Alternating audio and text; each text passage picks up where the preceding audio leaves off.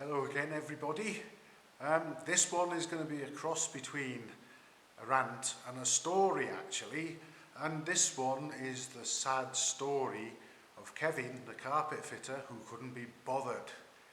Now as you can see, we're sat in an empty house here which is being prepared for my parents to move into actually, and it's been like a bit of a building site, but it's starting to take shape and it's coming along. The builder's just about finished, and it was time to see about getting some carpet and some flooring put down. And the builders, fair dues to them, they've been very accommodating.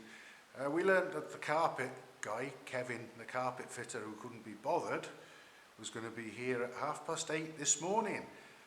The builders had about an hour or so's work to finish off in the bathroom, so they were very good. They came at 7:30.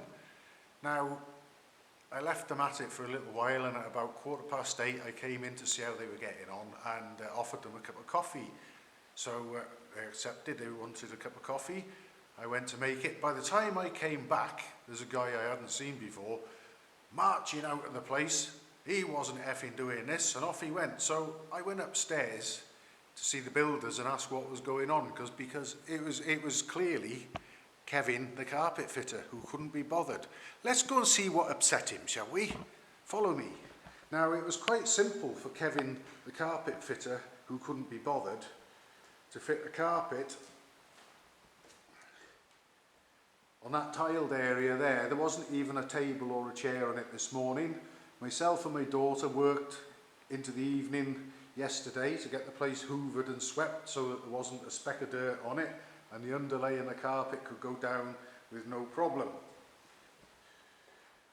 That wooden floor there has been sanded and stained, so we didn't need anything doing with that. Anyway, let's see what made Kevin throw his toys, shall we? Now, another little thing that we had, let's see if I can get the right light here, there we are. There's a few of these stairs where the carpet is a bit chewed, and we had spare carpet, and we were going to ask him to put a little piece on the stairs. Further up the stairs it's okay, no big one, just a few steps and the carpet was ready, and I believe my father cut it to width ready as well, so no problem there. But let's go up and see what upset Kevin the carpet fitter who couldn't be bothered. Was it the landing? No, I think that was fairly straightforward actually as well. And he must have seen everything that I've described and explained so far on his way up here. But apparently, when he came through this room and looked into the bathroom, and Joe and Arian, the builders, were there, he just flipped and threw his toys and said, "I'm not effing doing this." And apparently, it is this vanity unit around the sink, the wash basin, that upset him. Because obviously it's on legs and feet, and how the F was he going to get his floor covering underneath that?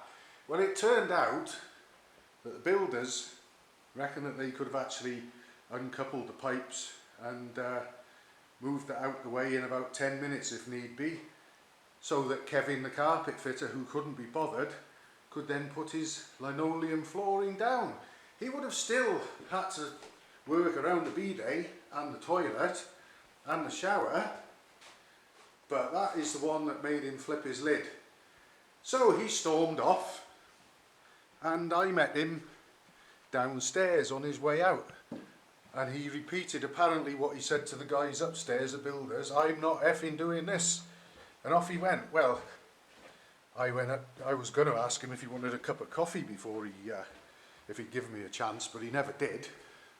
So there we are. I think I met Kevin round about here, storming out of the house.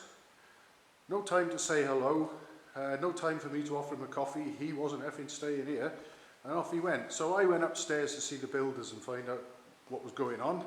Meanwhile, Kevin the carpet fitter who couldn't be bothered had stormed off and got into his van at the end of the lane. So by the time I came down to try and perhaps ask what the problem was, he'd slammed the door on his van, started up and started to drive off. So at the top of my voice, I shouted some rather unpleasant names at Kevin the carpet fitter that couldn't be bothered, and off he went. So he also seemed to have a roll of carpet sticking over the top of his passenger seat in his van. Presumably that would have been the one that he would have put down here. So Kevin the carpet fitter, who couldn't be bothered, lost a sale on this carpet, because he could have quite easily said, okay, well, I'll do this one, get the bathroom sorted out for me, and I'll see to that later on. I know I've also got the stairs and the landing to do. But no, Kevin the carpet fitter, who couldn't be bothered, decided that he would storm off completely and not do any of it. And apparently, according to my father, who booked him, Kevin the carpet fitter is going to be retiring soon. I think he's about my age or a little bit older.